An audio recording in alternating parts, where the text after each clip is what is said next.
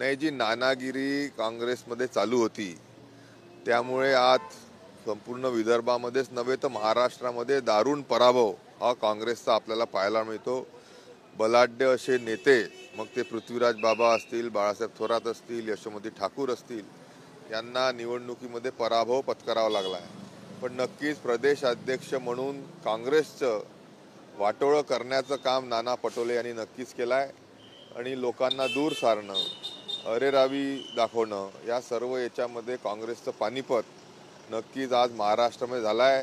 त्यांनी त्याची जबाबदारी स्वीकारून राजीनामा तात्काळ देण्याची गरज आहे, अन्यथा काँग्रेस अजूनही वाईट परिस्थितीमध्ये महाराष्ट्रामध्ये आणि विदर्भामध्ये जाऊ शकते।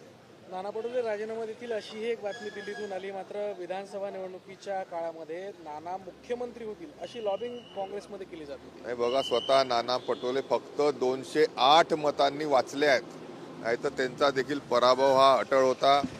आज या सर्व परिस्थितीची काँग्रेस श्रेष्ठींनी दखल घेत नाना पटोलेंचा राजीनामा त्यानिमित्ताने घेतला पाहिजे। नाना पटोले राजीनामा देतील असं मला काही वाटत नाही। देवेंद्र फडणवीस जे आहेत तेच मुख्यमंत्री असतील का काय, नेमकं संध्याकाळपर्यंत नाव निश्चित होईल अशी चर्चा आहे? आमच्या पक्षाचं दिल्लीमध्ये असलेलं पार्लमेंटरी बोर्ड सन्माननीय पंतप्रधान नरेंद्रजी मोदी, अमित भाई शाह, राष्ट्रीय अध्यक्ष जयप्रकाशजी नड्डा या सर्व संदर्भात नक्कीच योग्य निर्णय घेतील। पण जनसामान्य भारतीय जनता पार्टीच्या राज्यातल्या कार्यकर्त्यांची आणि बहुतांश आमदारांची नक्कीच इच्छा आहे की सन्माननीय देवेंद्रजी या राज्याचे मुख्यमंत्री बनावे आणि महाराष्ट्राला परत एकदा देशामध्ये एक नंबरचं राज्य बनवण्यासाठी